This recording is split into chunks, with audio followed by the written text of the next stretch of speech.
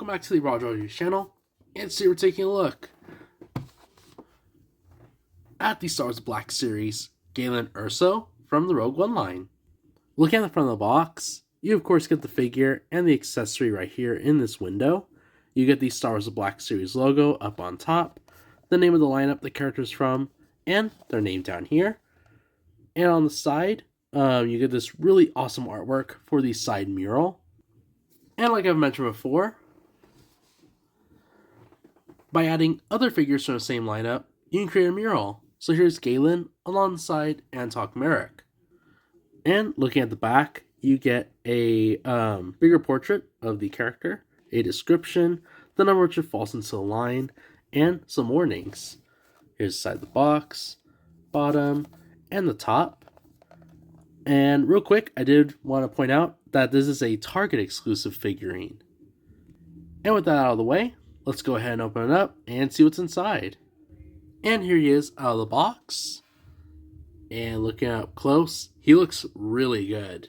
I love the outfit already and the likeness of the character. It really looks like the actor that plays him.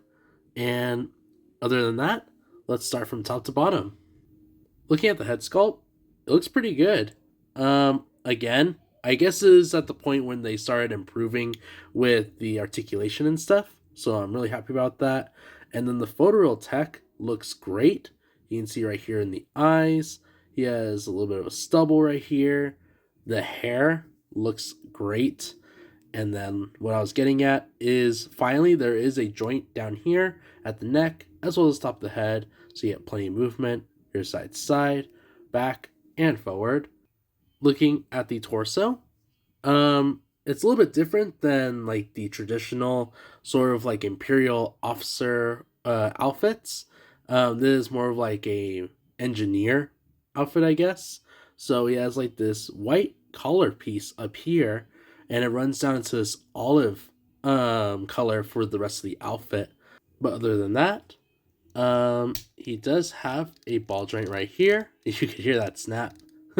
Just side to side, back and forward. And looking at the arms, the arm does go about there, goes all the way around. His elbow goes about there.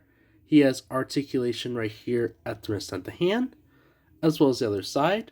So here it is, goes all the way around, elbow joint. He has a swivel and articulation at the wrist and the hand. Looking at the waist, he has this silver belt buckle right here with a black leather belt. That's pretty much it. No holster, nothing like that. And then there is a softer plastic for the rest of his outfit. Looking at the legs, he goes almost into a full-on split. Surprisingly, he's able to sit down right there. And his legs go back right there. And he does have a swivel right here near his thighs. And this is interesting. Hasbro had one job basically. They did pinless joints for the arms, but then when it came to the legs, they did pins in the joints. So other than that, it does allow him to do, almost like a double knee. So as you can see already, his legs go back pretty far. And last but not least, looking at his feet, he has these black boots. They do point down, they do point up, and there are rocker ankles. Get some cool action poses. And finally, looking at the accessory, it's Death Star plans. Looking at the Death Star plans, really cool accessory. Of course, you can see this gold piece right here, and then the rest of it does run into like a silver color, and that's pretty much all. So as an overview of the figure, Galen is kind of basic in my opinion.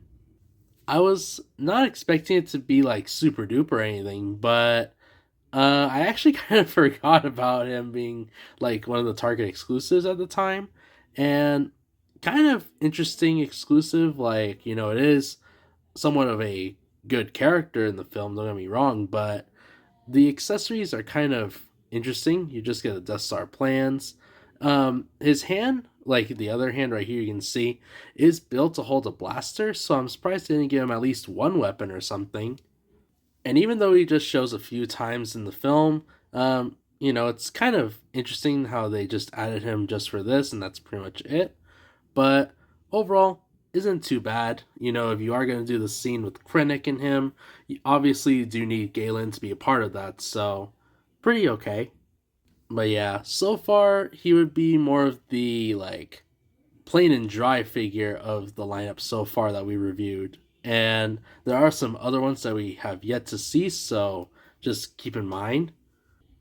But yeah, other than that, that's pretty much it. So I hope you guys enjoyed this little review. And if you did, please be sure to leave a like, subscribe, and follow me on Instagram. I occasionally post from time to time on there, so you can go check me out. And with that said, I'll catch you all on the next one.